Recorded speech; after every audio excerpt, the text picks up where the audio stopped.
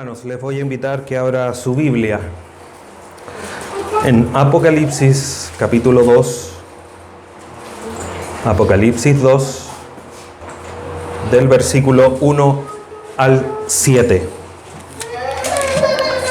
Apocalipsis 2, versículos del 1 al 7. El mensaje del día de hoy se titula Éfeso, se ha enfriado tu amor por mí. Apocalipsis 2, del 1 al 7, dice así la palabra de nuestro Dios. Escribe al ángel de la iglesia en Éfeso, el que tiene las 7 estrellas en su diestra, el que anda en medio de los 7 candeleros de oro, dice esto: Yo conozco tus obras y tu arduo trabajo y paciencia, y que no puedes soportar a los malos, y has probado a los que se dicen ser apóstoles y no lo son, y los has hallado mentirosos. Ya has sufrido, ya has tenido paciencia, ya has trabajado arduamente por amor de mi nombre, y no has desmayado. Pero tengo contra ti que has dejado tu primer amor.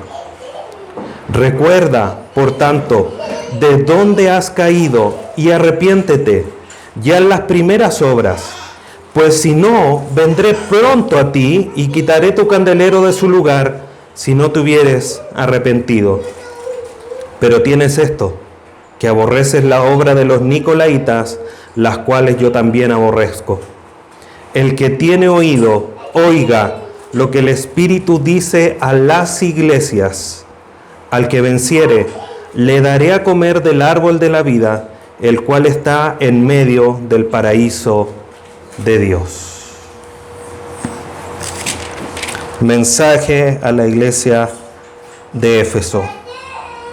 Una iglesia que de cierta manera es bien conocida. Hemos estudiado su carta hace un tiempo atrás y justamente el término de esa serie fue el estudio de esta carta en el libro de Apocalipsis. Pero hoy día la vamos a ver desde otro punto de vista, no pensando en la culminación de la carta de Pablo a los Efesios, sino como una carta de aquel que se pasea en medio de los candeleros de oro, de aquel que tiene las 7 estrellas en su mano, aquel que posee todas estas características de santidad, de honra, de gloria que vimos la primera predicación de esta serie.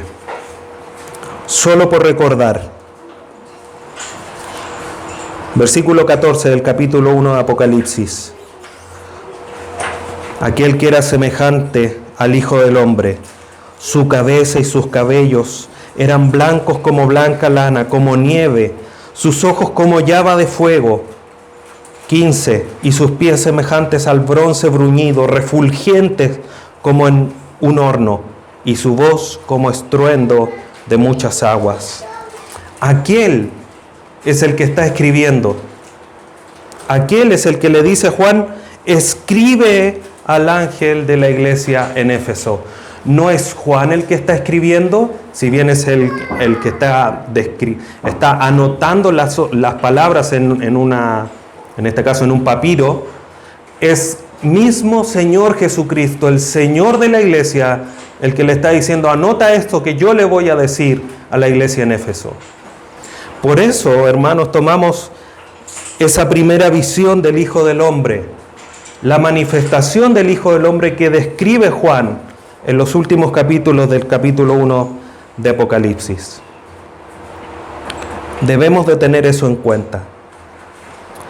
Y antes de entrar a los versículos, hermanos, y analizarlos y extraer esa verdad que tanto necesitamos, quiero llevarlos a meditar en esta historia. Dice que después de la Segunda Guerra Mundial era muy difícil en las naciones de Europa, donde obviamente se desarrolló gran parte de la guerra, dejar de lado los prejuicios que se habían originado a causa de los sufrimientos que se habían autoprovocado. Los alemanes con los franceses, y ahí no me acuerdo cuáles eran los bandos, pero sabemos cómo se originó y que hubieron grupos y que se enfrentaron unos con otros. Eso obviamente generó destrozos, muertes, enfermedades, etc. Y en una iglesia bautista de esa época en Suiza, un joven cristiano de Dinamarca estaba procurando adorar a Dios con otros cristianos de otras naciones que estaban reunidos en la iglesia en ese lugar. En el momento en que se le estaba leyendo la palabra de Dios, este joven soldado vio que entraba un soldado alemán del ejército que había obviamente entrado y que había ocupado la ciudad. Aquel joven dinamarqués se levantó inmediatamente de su puesto y salió sin poder ocultar su disgusto. ¿Cómo era posible que un alemán que le había hecho tanto daño entrara a la iglesia y compartiera el culto con él? Humanamente, quizás no lo podríamos culpar por eso. En el momento oportuno, sigue contando la historia, pasó un momento y el joven regresó y continuó participando en el culto de adoración. En aquella misma reunión tuvo la oportunidad de dar su testimonio y dijo lo siguiente: en el momento en que este soldado alemán entró en la capilla, sentí que mi corazón se llenaba de odio en contra de él. Pensé en los sufrimientos que hemos tenido por causa de su pueblo e inmediatamente decidí que no estaría yo en esta capilla junto con él. Al salir yo con mi corazón lleno de odio, de repente pensé en el amor de Dios manifestado en la cruz donde Cristo murió por mí. Ciertamente no puedo estar fuera de este culto. Este hombre es mi hermano.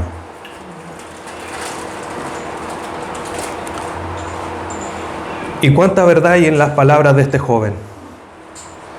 Porque si hay algo que nosotros, hermanos, podemos estar seguros, es del amor de Dios que tenemos en Cristo Jesús. Romanos 8, 38 y 39. ¿Qué nos separará del amor de Dios en Cristo Jesús? Ni lo alto, ni lo bajo, ni ninguna cosa creada. Ahí la lista es larga. Y nada nos va a separar del amor de Dios. Nada. Pero también, hermanos, tenemos que comprender y tenemos que tener muy en cuenta, porque finalmente esa es la alerta que la palabra de Dios nos da hoy día, es que nuestro amor por Dios, nuestro amor hacia Él, no el de Él hacia nosotros, nuestro amor hacia Dios no siempre va a tener la misma intensidad.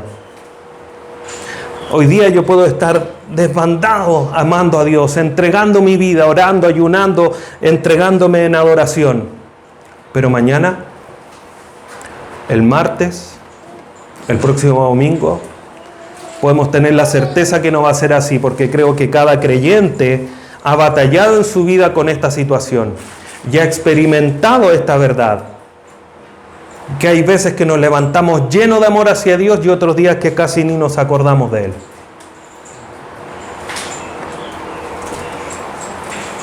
Dicho de otra manera, no siempre vamos a poder cumplir con el mandato que Él mismo nos dio de amarlo con todo lo que somos. Deuteronomio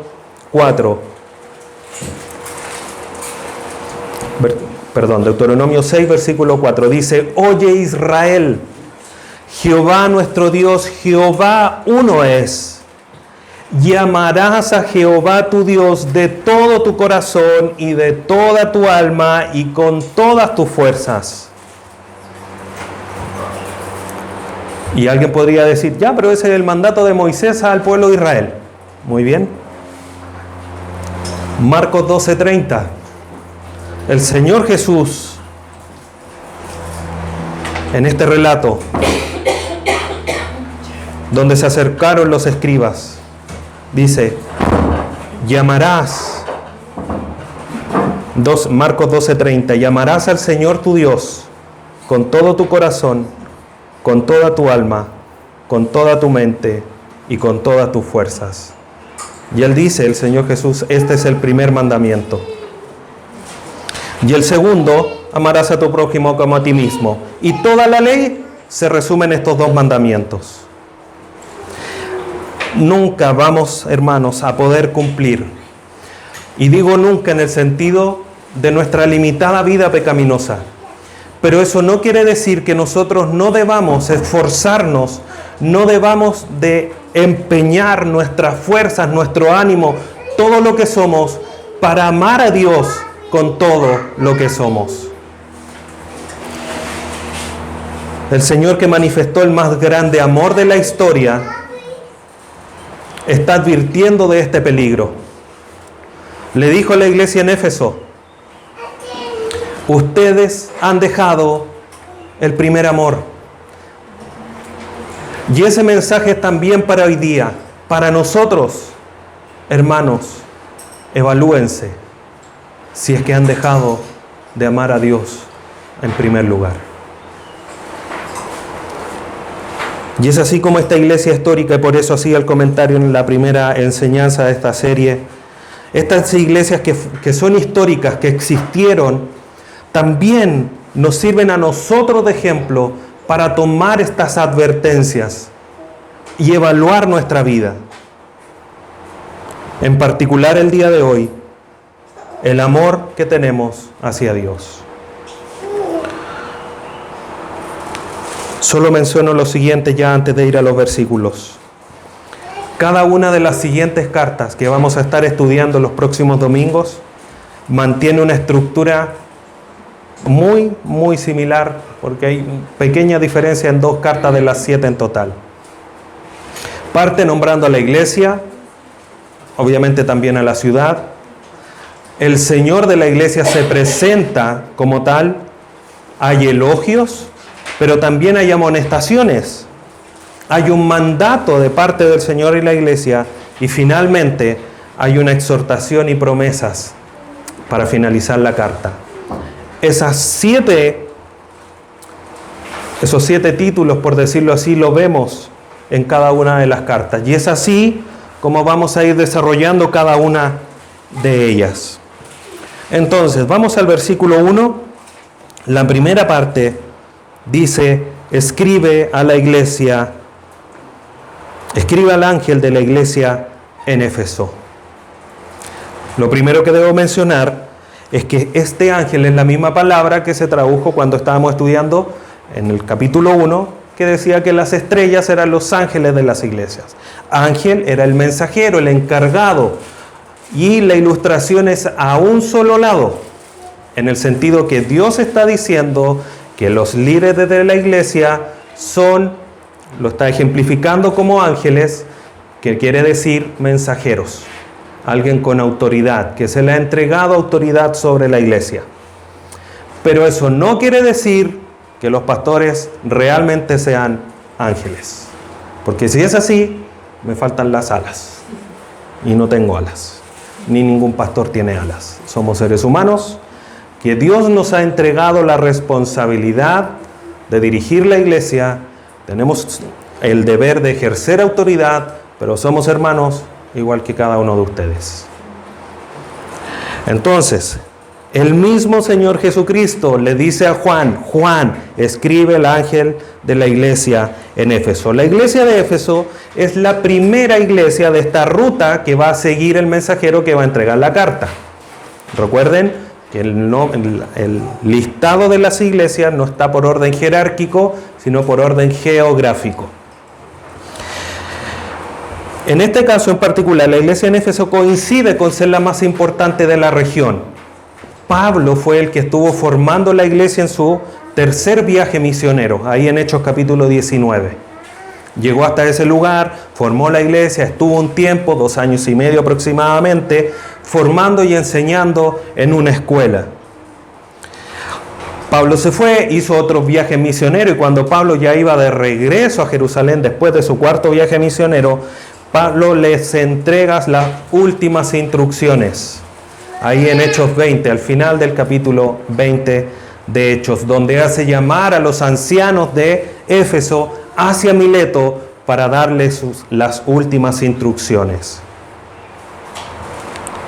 La iglesia de Éfeso, hermanos, es una iglesia como muy pocas podrían decir, porque Pablo fue el que la fundó, Pablo fue el que estuvo presente. Timoteo el compañero de viaje de Pablo, fue pastor de la iglesia también. Si leemos en 1 Timoteo 1:3, dice: como te rogué que te quedases en Éfeso. Te vas a quedar a trabajar en Éfeso. Y de ahí obviamente le escribe esas cartas pastorales. Juan, quien está escribiendo el Apocalipsis, los relatos históricos también dicen que fue pastor de la iglesia en Éfeso. O sea, tenemos a un Pablo, tenemos a Timoteo y tenemos a Juan, 3 grandes personajes de las Escrituras que fueron pastores de la iglesia en Éfeso. No es cualquier enseñanza. No por poner más en alto que otros hermanos que pueden haber enseñado, como por ejemplo Apolos, Aquila, pero estamos hablando de personajes que se les escribieron cartas, apóstoles del Señor Jesucristo que estuvieron pastoreando en particular la iglesia en Éfeso. Por eso se entiende que esta iglesia es la más importante de todas las restantes y que las otras 6 nacieron de alguna manera del ejercicio, del trabajo de esta iglesia en particular. Entonces esta iglesia abre la puerta al resto de la región, pero también esta iglesia tuvo que enfrentar el odio de los paganos. Recordando un poquitito de la historia, en la ciudad estaba el templo de la diosa Artemisa, una diosa griega, a la cual los artesanos les hacían obviamente sus artesanías y las vendían. Como los cristianos empezaron a predicar, las ventas bajaron y comenzaron a atacarlos. Y Pablo, que estuvo en medio de todo eso, dejó una hermosa carta de instrucción doctrinal y pastoral. 40 años más tarde es que se escribe esta carta del Señor Jesús a la iglesia en Éfeso. ¿Por qué? Porque era necesario, porque había una situación que requería su atención. Esa era la iglesia. La ciudad, de manera breve, era una ciudad importante. Se estima que tenía entre 250.000 y 500.000 habitantes. Eso para una ciudad de la antigüedad, obviamente, es una ciudad grande. Poseía un teatro de aproximadamente 25.000 personas. Hoy día nosotros vemos estadios que hacen 100.000, 80.000, pero estamos hablando que es una estructura que hizo a mano, no con máquinas como las actuales. Poseía su propio gobierno, era tan importante que tenía Juegos Olímpicos que rivalizaban con los de Atenas, la capital de Grecia. La ciudad estaba emplazada en 4 importantes carreteras, lo que lo hacía un centro económico importante. Y una cosa geográfica que es interesante de notar, hermanos, y si algún día el Señor nos permite estar allá y verificarlo con nuestros propios ojos, sería maravilloso, es que la ciudad era una ciudad portuaria y que estaba al costado de un río, pero el río bajaba mucho sedimento. Entonces la costa empezó a alejarse y las ruinas de Éfeso hoy día están aproximadamente como a 10 kilómetros de la orilla del mar. Entonces el río llevaba y acumulaba y fue con eso que tuvieron que batallar en esa época para mantener obviamente la ciudad operativa, digamos, como un puerto. Era una ciudad famosa por la adoración a dioses paganos como Artemisa o Diana, que es la misma diosa, y había un fuerte centro de adoración pagana, donde estaba el centro, que era considerado una de las maravillas del mundo antiguo. Se hacían fiestas, actividades deportivas, había prostitución. En esa época la prostitución era visto como un acto de adoración a los dioses paganos. Entonces se generaba una situación, como podemos decir, un caldo de cultivo para situaciones pecaminosas en ese lugar. Bueno, en medio de todo eso estaba la iglesia a Éfeso. Y a esa iglesia el Señor le dice, presentándose primeramente, segunda parte del versículo 1, el que tiene las 7 estrellas en su diestra, el que anda en medio de los 7 candeleros de oro, dice esto. Tomando la misma ilustración del capítulo 1, Cristo se presenta de una manera clara. No dice su nombre, pero es claro. ¿Quién es? el que se pasea en medio de los candeleros de oro y tiene las estrellas en la mano? El Señor. Y utiliza esta visión que Juan ya había descrito. ¿Y cómo se describe? A pesar de que no dice su nombre, es el glorioso Señor de la iglesia. Tiene a los líderes en sus manos, como dice el versículo 20 del capítulo 1, el misterio de las 7 estrellas que has visto en mi diestra y de los 7 candeleros de oro. Las 7 estrellas son los ángeles de las 7 iglesias. Tiene el liderazgo de la iglesia en sus manos porque Él es soberano. Pero también anda en medio de las iglesias, en medio de los candeleros de oro.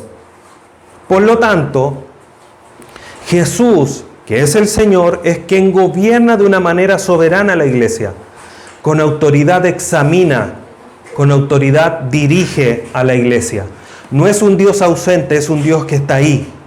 Y por eso con autoridad puede escribir a la iglesia. La iglesia no puede decir, no, Señor, tú estás equivocado, te contaron mentiras, puros chismes. No, el Señor con autoridad le escribe a la iglesia. Y por eso en el versículo 2 parte con un yo conozco. No me han venido a contar cuentos, no me vinieron con chisme. Yo estoy en medio de ti, soy quien dirige el liderazgo de la iglesia. Por eso te escribo con autoridad y te digo, yo conozco. Ese es el Señor de la iglesia, hermanos, a quien nosotros no podemos decirle, no, Señor, tú estás equivocado. En nuestra iglesia no pasan esas cosas. No, el Señor nos conoce, a cada uno de nosotros. Y por eso el llamado del día de hoy y lo que vamos a seguir viendo son tan importantes, porque es el Señor de la iglesia el que dice, se ha enfriado tu amor por mí. Y este Señor de la iglesia, lo primero que hace es elogiar a esta iglesia. Antes de la reprensión, reconoce sus acciones positivas. Yo conozco. Y lo primero que Dios conoce, que el Señor de la iglesia, conoce, es su obra. Yo conozco lo que tú haces. Yo sé cómo estás actuando. Yo sé cómo estás manifestando mi obra en ti, cómo estás llevando a cabo tu vida cristiana. ¿Cómo lo hace? Porque obviamente se pasea en medio de los candeleros de oro. ¿Qué conoce? Y entra como de cierta manera a definir, a detallar las obras. Primero, tu arduo trabajo. Sé que has trabajado extenuantemente. Has trabajado, has derramado gotas de sudor trabajando por mí. En medio de las persecuciones, en medio de toda la adoración pagana, en medio de las tribulaciones que te ha tocado enfrentar, has trabajado arduamente. Es un elogio. Pero también tu paciencia. Tu arduo trabajo y paciencia. No desmayaron fácilmente, no se fatigaron fácilmente.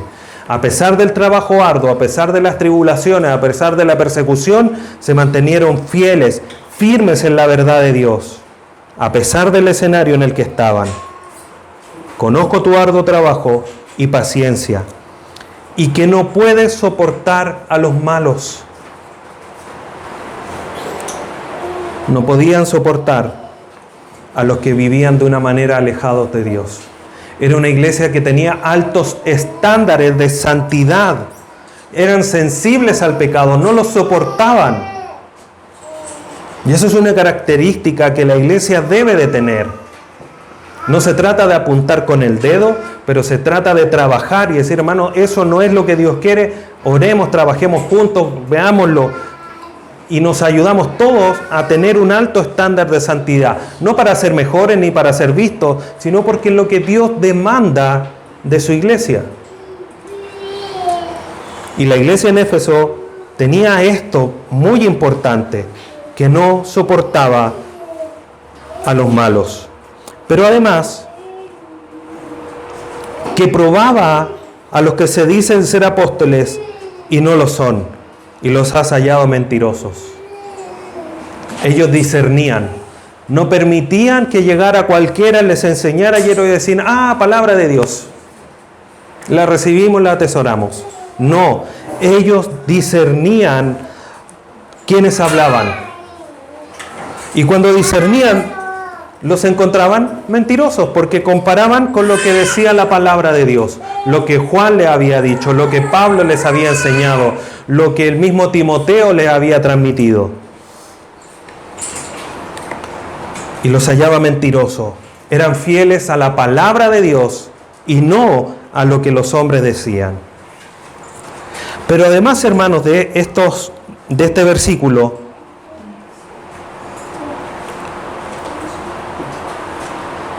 tenemos que saltarnos al versículo 6, porque encontramos otro elogio, un par de versículos más adelante.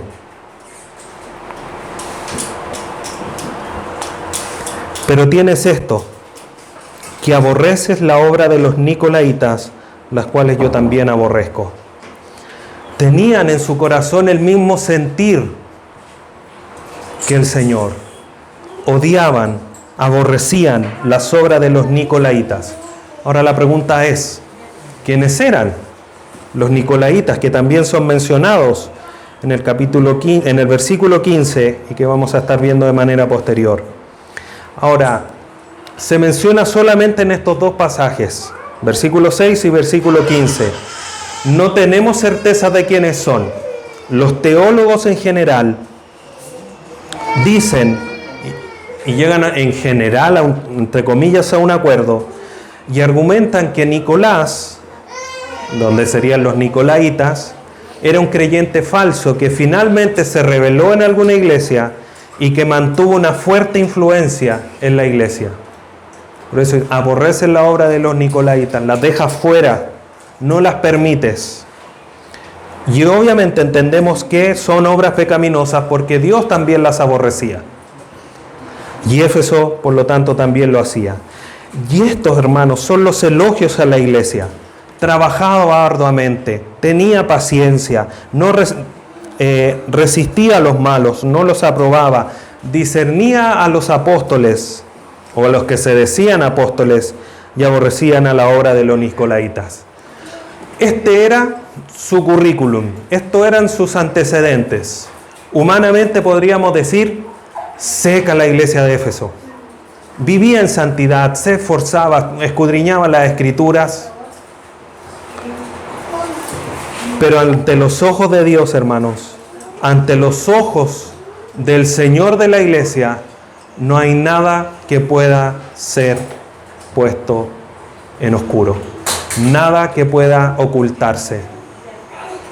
Y es así como en el versículo 4 le dice, pero tu currículum, tus antecedentes son hermosos, muy bonitos, pero tengo contra ti. Hay algo de ti que está faltando, que está ensuciando todo esto tan hermoso que tienes. Tengo contra ti que has dejado tu primer amor. Y es interesante notar, hermanos,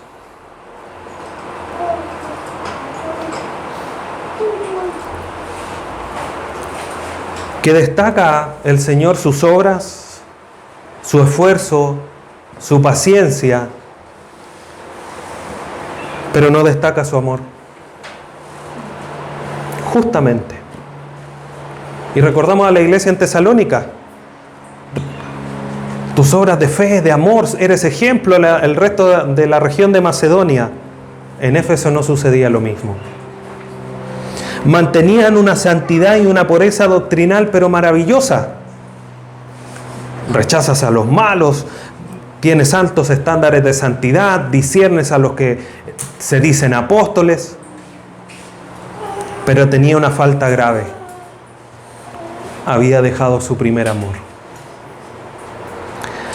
Esa palabra primer viene del griego ten proten, que significa anterior a lo demás en tiempo, espacio o grado. ¿Cómo se traduce eso? Primer lugar, preeminencia. Me has desechado, me has corrido en tu lista de prioridades al tercer, cuarto, quinto, décimo lugar. Tu amor por mí ya no es el primero, no es tu prioridad. Tu prioridad es otra.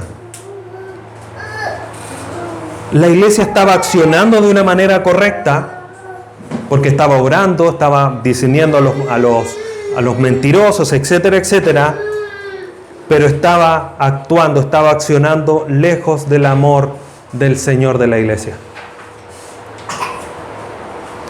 Estaban preocupados por la iglesia, pero alejados del Señor de la iglesia.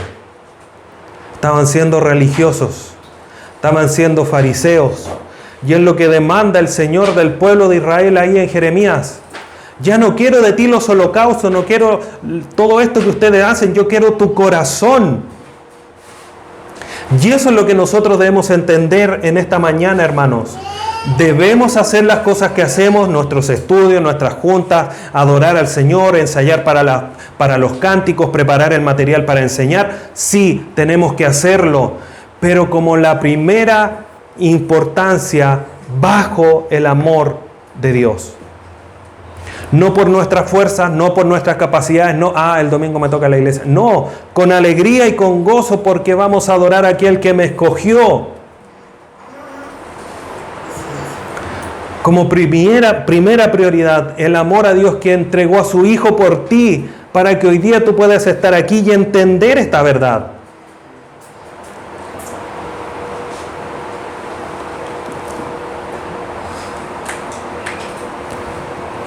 Jeremías 2, del 2 al 13. No lo vamos a leer todo. Dice: anda y clama a los oídos de Jerusalén diciendo, así dice Jehová, me he acordado de ti, de la fidelidad de tu juventud, del amor de tu desposorio, cuando andabas en pos de mí en el desierto, en tierra no sembraba. Santo era Israel a Jehová, primicia de sus nuevos frutos. Todo lo que le devoraban eran culpables, mas mal venía sobre ellos, dice Jehová. Oíd la palabra de Jehová, casa de Jacob y todas las familias de la casa de Israel. Así dijo Jehová, qué maldad hallaron en mí vuestros padres, que se alejaron de mí y se fueron tras la vanidad y se hicieron vanos.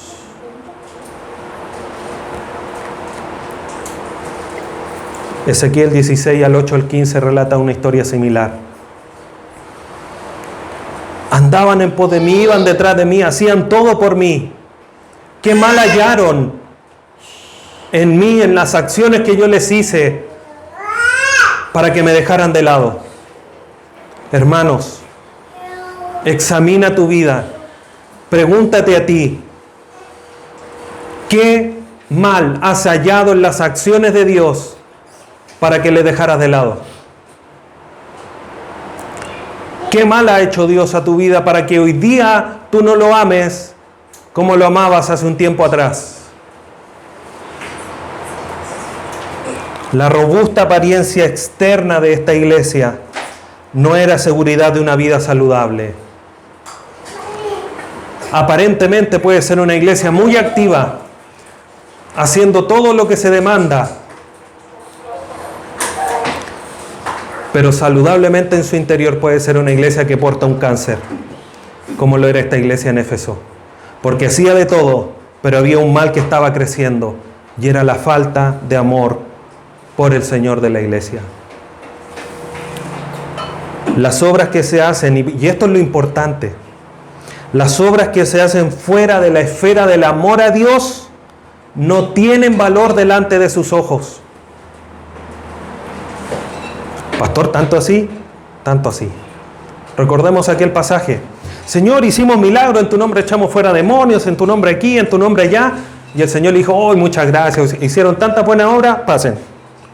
No. ¿Qué les dijo?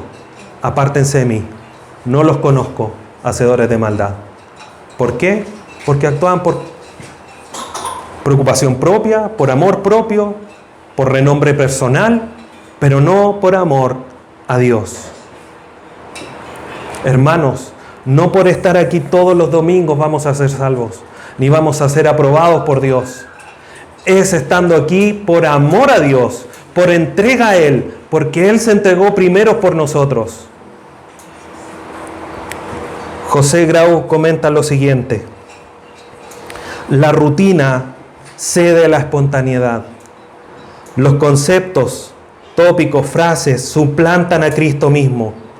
La obra de Dios cobra más importancia que el Dios de la obra.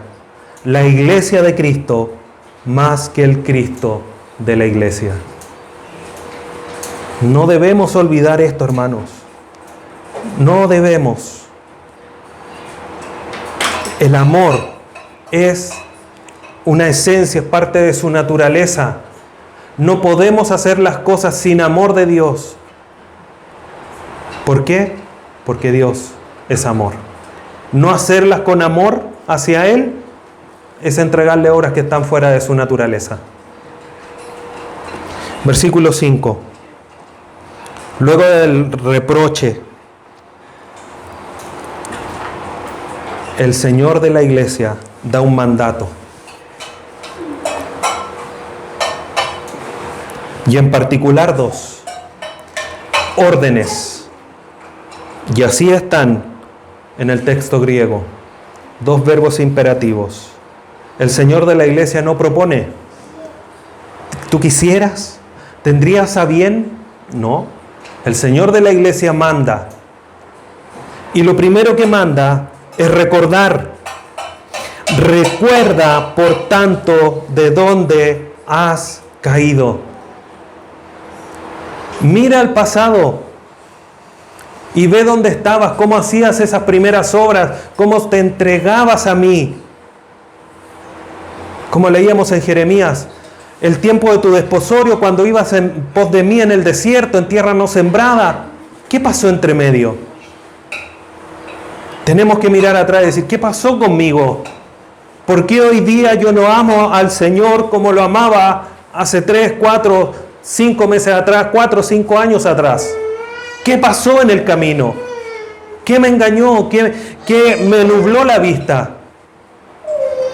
Recuerda de dónde has caído. John MacArthur dice: el olvido es con frecuencia la causa inicial de la decadencia espiritual. El olvido es con frecuencia la causa inicial de la decadencia espiritual. Por eso Dios, el Señor de la iglesia, demanda y dice: recuerden de dónde han caído. Pero además, no es solamente recuerden, piensen para atrás, hoy sí eran tiempos tan bonitos. Y arrepiéntete ya en las primeras obras, pues si no, vendré a ti y quitaré tu candelero de su lugar, si no te hubieres arrepentido. Hermanos, no basta con darse cuenta que estamos en un error. Hay que enmendar el rumbo. Y el pasaje aquí es claro: arrepiéntete de lo que estás haciendo actualmente y vuelve a hacer las obras del principio. Las primeras que hacías cuando me amabas, cuando mi amor estaba en primer lugar, era lo primordial. Esas obras son las que tienes que volver a hacer. Deja las que están haciendo actualmente. De esa manera se mide el verdadero arrepentimiento. El arrepentimiento no es emoción. Si esa emoción no se acompaña con acciones, es un arrepentimiento falso. Tenían que volver a vivir en la riqueza de los estudios, quizás recordando ese tiempo donde Pablo les enseñaban y pasaban horas en el colegio, en la escuela, aprendiendo las verdades de Dios. La dedicación en las oraciones, en los tiempos de comunión, entendiendo que lo que se hace para el Dios, el soberano. Si no obedecían, iba a traer consecuencias. El candelero iba a ser quitado. Algunos dicen que esto tiene que ver con la venida escatológica, que el Señor iba a venir y la iglesia no iba a quedar. Y los que obviamente no eran parte de la iglesia iban a quedar sin nadie que los dirigiera. Otros argumentan que es una venida especial, un juicio predeterminado solo a la iglesia, en juicio de los rebeldes que no se arrepintieron. La iglesia en Éfeso se dice que desapareció. Y ya no hubo más, históricamente. No se vuelve a mencionar de manera posterior. Pero más allá de cómo lo podamos entender de una manera más correcta, hermanos, lo que tenemos que tener presente es que si no nos arrepentimos, Dios va a traer un juicio, quizás no condenatorio, porque estando en Cristo Jesús ya no hay condenación, pero va a venir juicio, va a venir disciplina.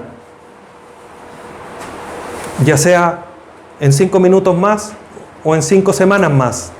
Pero la disciplina del Señor va a llegar. Y el Señor en esta mañana está diciendo, examínate. ¿Me amas como estás amándome, como amabas antes? Recuerda cómo me amabas antes. Si no lo hacías, arrepiéntete. Si no, vendré a disciplinarte. ¿Prefieres tomar las palabras de advertencia o prefieres tomar la disciplina del Señor? Versículo 7. Viene la exhortación y la promesa. El que tiene oído, oiga lo que el Espíritu dice a las iglesias. Es interesante notar, hermanos, y por eso esta serie se llama de esta manera. El que tiene oídos para oír, oiga. Porque esta frase se repite para cada una de las cartas. Esto no quiere decir el que tiene oídos, que el que quiera oír, oiga. Todo lo contrario. Porque como decía el capítulo 1, su voz como estruendo de muchas aguas. Esa voz es la que está hablando la iglesia.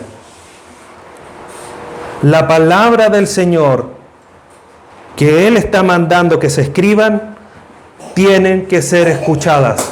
El que tiene oídos para oír, oiga. Pero no solamente escucharlas, sino que las palabras que el Señor da a la iglesia deben ser obedecidas. Eso es lo que quiere decir esta frase. La palabra oiga viene del griego akousato, que quiere decir poner atención y actuar en conformidad. Mire lo profundo de la palabra. No es solamente oír, que entre por aquí y se quede en el cerebro. No que entre por aquí y salga por acá. Entra, escucho, entiendo y actúo en conformidad. El Señor dice, has dejado tu primer amor. Ah, sí, lo entendí, dejé mi primer amor. Ya, adiós. O has dejado tu primer amor. Sí, lo entiendo, Señor, perdóname, lo voy a remediar. ¿A dónde está quedando el mensaje de esta mañana? ¿En el oído? ¿En tu mente? ¿En tu corazón?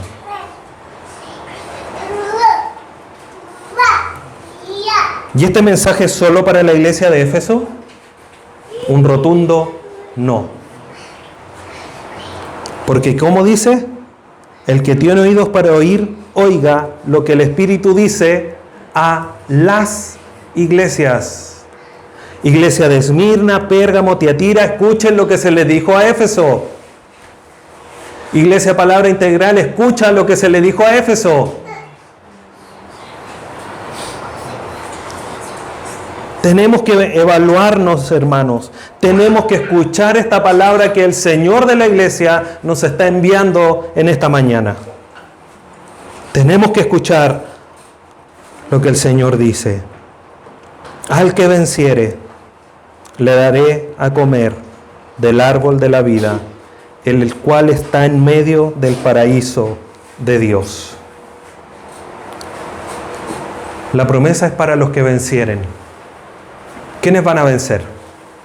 Los verdaderos hijos de Dios. Porque los hijos de Dios son los que ya han vencido.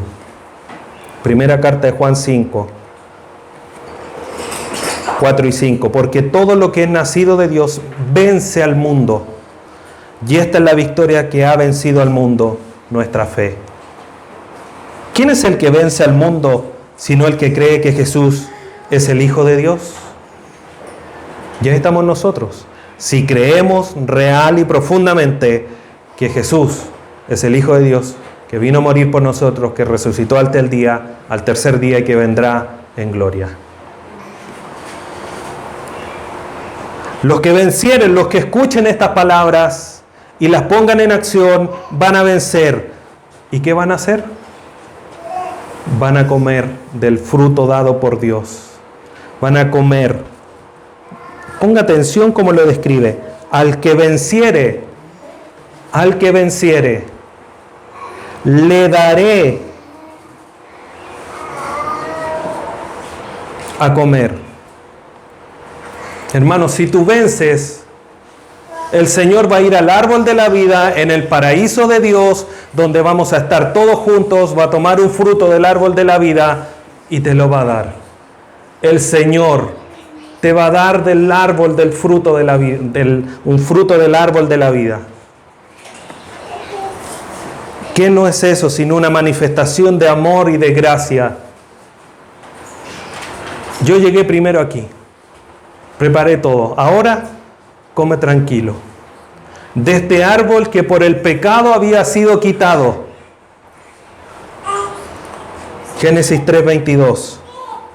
Y dijo Jehová Dios: he aquí el hombre es como uno de nosotros, después de haber pecado, sabiendo el bien y el mal. Ahora pues, que no alargue su mano y tome también del árbol de la vida y coma y viva para siempre. Dios no quería que el hombre eternamente estuviera caído y en pecado. Cerró la puerta al árbol de la vida. Pero ¿qué sucede si nosotros vencemos? Ese árbol que fue quitado de acá, que fue cerrado el privilegio a comer del árbol, va a ser nuevamente abierto. Y ya no solamente vamos a tener acceso a él, sino que el Señor de la iglesia te va a dar de su fruto. Y justamente ese árbol representa la vida eterna. Lo que quiere decir que el pecado ya fue eliminado, fue destruido. Y vamos a tener acceso al árbol de la vida. Por lo tanto, hermanos, para ir concluyendo, ¿cómo está tu amor por el Señor de la iglesia? ¿Estás evaluando tus acciones que das para Cristo y por Cristo? ¿O la estás haciendo solamente por costumbre, porque es lo que hay que hacer? ¿O las entregas con pasión y con determinación? Hermanos, que nosotros tengamos por misericordia de Dios la doctrina correcta. Y no digo que seamos perfectos, podemos tener errores porque somos humanos. Pero aunque sigamos una doctrina correcta o más correcta que otras iglesias, ni el servicio que podamos estar prestando van a corregir el error de un corazón frío por Cristo. ¿Cómo está tu corazón? ¿Está en la Antártica? ¿Está un poquitito más al norte, ahí por Punta Arenas? ¿O está ardiente como el sol por el Señor de la iglesia, el que dio la vida por ti? Proverbios 4:23. Pasaje que es conocido y que tiene que ver con la advertencia de hoy. Sobre toda cosa guardada, guarda tu corazón, porque de él mana la vida. Porque es de él donde mana el amor hacia nuestro Dios. Recordemos, hermanos, desde dónde nos sacó Dios, cómo es que Dios nos dio la vida eterna a través de nuestro Señor Jesucristo. Recordemos cómo eran nuestros primeros días en Cristo. Arrepintámonos y volvamos a la cruz, viviendo con todo nuestro corazón, con toda nuestra alma, con toda nuestra mente, con todas nuestras fuerzas, para nuestro Señor, nuestro Salvador. Aquel que dio la vida en la cruz del Calvario, te da un mensaje de alerta. No se enfríe tu amor por mí. No se enfríe tu amor por aquel que dio su vida en la cruz del Calvario. Que el Señor nos ayude, hermanos, para siempre evaluarnos y no caer en la monotonidad, en la rutina, sino que actuar siempre con amor, con dedicación. Te invito a que inclines tu rostro y oremos a nuestro Dios. Padre Santo, te agradecemos en esta hora por tu amor, tu misericordia. Dios amado, si te hemos dejado de amar, si hemos dejado de amar a nuestro Señor Jesús y aún no nos damos cuenta, Dios amado, por favor, enséñanos. Abre nuestro entendimiento, abre nuestros ojos, haznos entender que hemos olvidado el amor por nuestro Señor Jesús. Y si es así, ayúdanos también para enmendar el rumbo, arrepentirnos y poder glorificar tu nombre. Que toda esta palabra que hemos estudiado el día de hoy no quede en vacío, sino que transforme nuestra vida y podamos vivir una vida de pasión y entrega por ti, por nuestro Señor Jesús y también por el Espíritu Santo. Te damos gracias en esta mañana y te bendecimos a través de tu Hijo Jesús, nuestro Salvador. Amén.